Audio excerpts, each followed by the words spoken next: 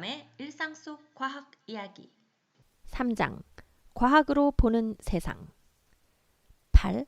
실패할 수 있는 용기 추진하는 프로젝트나 개발하는 제품이 실패하면 어쩌나 하는 걱정이 어느 기업에나 있기 마련입니다.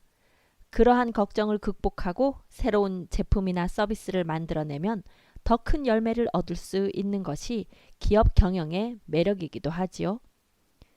포스트잇의 탄생 비화 이제는 생활 필수품이 된 3M사의 포스트잇은 실패를 거름삼아 탄생한 제품입니다. 50여 년 전 3M사에서는 강력한 접착제를 개발 중이었습니다. 시행착오 과정에서 접착력이 약하고 끈적임이 덜한 접착제를 만들기도 했습니다. 이 실패한 결과물을 사내 기술 세미나에 발표했고 이것을 눈여겨본 동료 연구원이 연구를 거듭해 1977년에 포스트잇을 세상에 내놓게 됩니다. 실패한 접착제를 계속 연구할 수 있었던 것은 3M 회사의 15% 규칙 덕분이었습니다. 3M사는 근무 시간의 15%를 연구원들이 자유롭게 원하는 연구를 할 수 있도록 지원한다고 합니다. 그 연구는 실패할 수도 있습니다. 하지만 실패할 기회를 제공함으로써 더 큰 결과를 얻을 수 있다는 발상의 전환이 포스트잇을 가능하게 했습니다. 실패하는 만큼 성공하는 구글. 성공 가도를 달리는 구글에도 사실은 수많은 실패한 프로젝트가 있었습니다. 구글의 무덤 정도로 번역될 수 있는 더 구글 세미터리라는 웹사이트에는 지금까지 구글이 시도했다가 포기했거나 조만간 포기할 프로젝트들이 전시되어 있습니다. IT 회사답게 구글의 제품은 대부분 컴퓨터 소프트웨어나 스마트폰 관련 서비스입니다. 하지만 구글은 하드웨어 관련 제품으로 크게 2번 좌절을 경험했습니다. 바로 구글 글래스와 모듈 폰입니다. 구글 글래스는 2012년에 소개된 안경 형태의 첨단 디바이스입니다. 증강현실을 통해 사용자들이 원하는 정보를 눈앞에 보여주는 안경이었습니다. 예컨대 이 안경을 쓰고 자동차 운전을 하면 안경에 부착된 장치가 원하는 경로를 눈앞에 영상으로 보여줍니다. 또 환자 몸속을 찍은 의료 영상을 의사가 수술 중에 안경을 통해 볼 수도 있습니다. 하지만 여러 가지 문제로 구글 글래스 개발은 중단되었습니다. 한 가지 예로 이 안경을 쓰고 운전을 하면 정보 영상이 운전자의 시선을 필요 이상으로 가릴 수 있다는 안전 문제가 제기되었습니다. 또 이 안경을 쓰고 동영상을 촬영할 수 있는데 이것이 사생활을 침해할 수 있다는 우려의 목소리도 나왔습니다.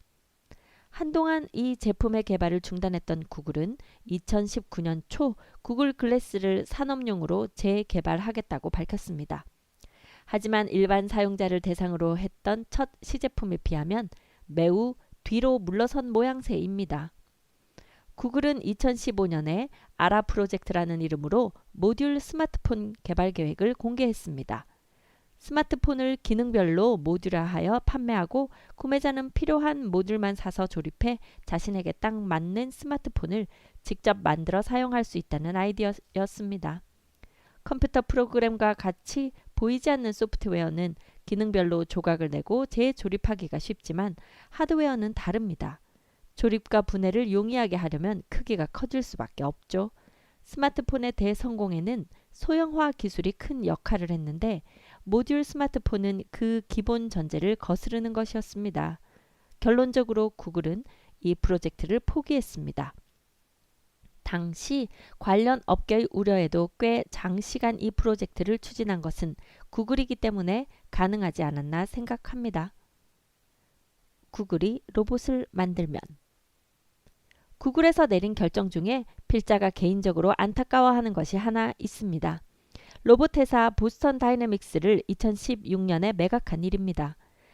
보스턴 다이내믹스는 2000년대 중반부터 기존의 로봇과 사뭇 다른 개념의 로봇을 만들어 세간의 관심을 받고 있습니다.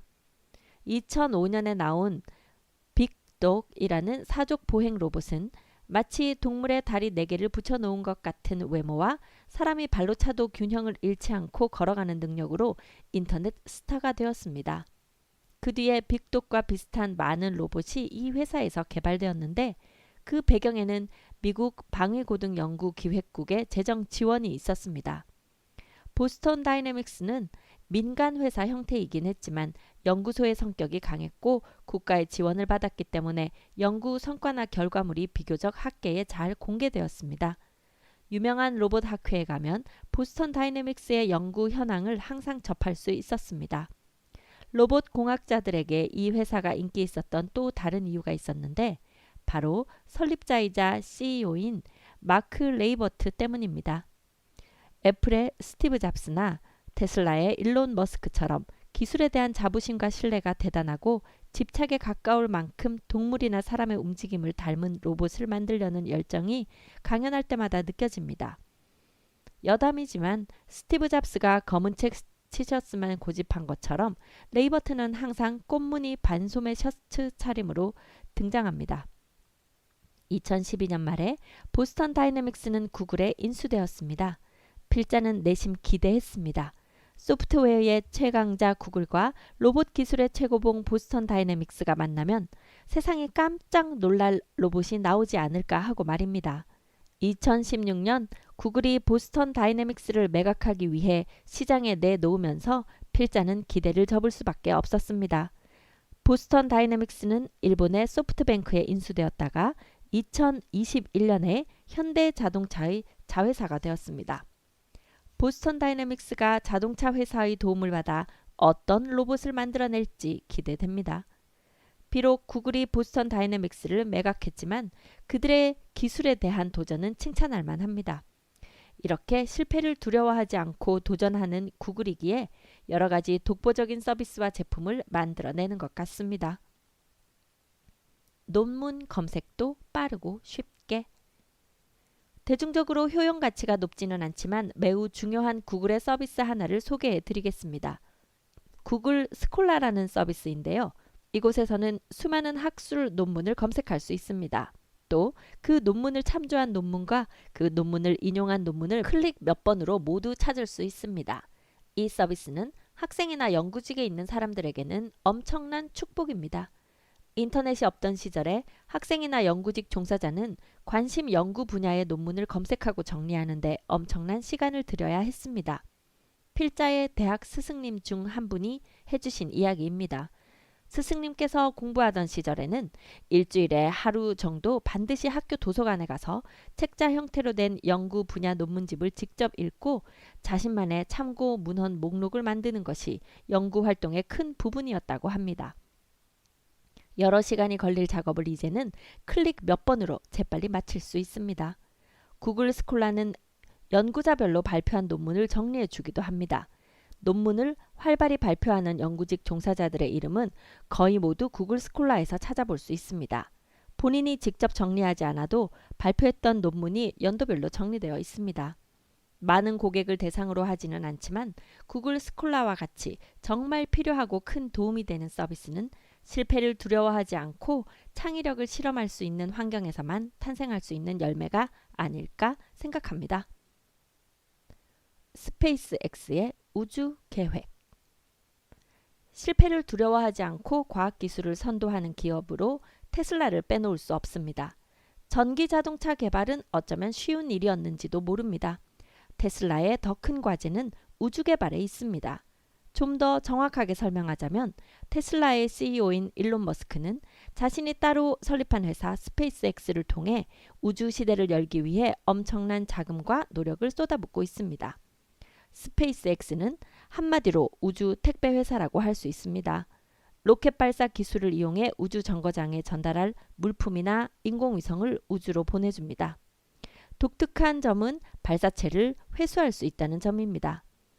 우주로 나가기 위해서는 많은 연료를 사용해 장시간 추진력을 얻어야 합니다. 연료를 많이 담을수록 연료 탱크가 커지고 무거워져서 효율적이지 않습니다. 그래서 3단 추진 로켓을 많이 사용해 왔습니다. 연료 탱크를 여러 개 두고 연료가 소진되면 해당 연료 탱크를 로켓 본체에서 분리해 버립니다. 미국과 소련이 냉전을 벌이던 시절 그들은 우주 개발 분야에서도 치열한 경쟁을 벌였습니다. 소련이 첫 인공위성 스푸트니크를 쏘아 올리면서 시작된 그들의 경쟁에 경제성이나 수지 타산은 필요하지 않았습니다. 인류가 발에 첫 발을 내디딘 지 벌써 50년 넘게 지났습니다.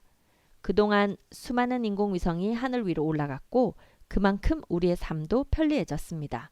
하지만 국가 간 자존심을 지키기 위해 우주로 나가던 시절은 끝났습니다. 경제성도 중요해진 시기가 온 것입니다. 우주 밖으로 나가는 로켓의 앞부분을 제외하고 그 아래 발사체 부분은 오랫동안 일회용이었습니다. 경제성이 낮을 수밖에 없었습니다. 스페이스X는 이 부분을 기술 개발로 극복했습니다.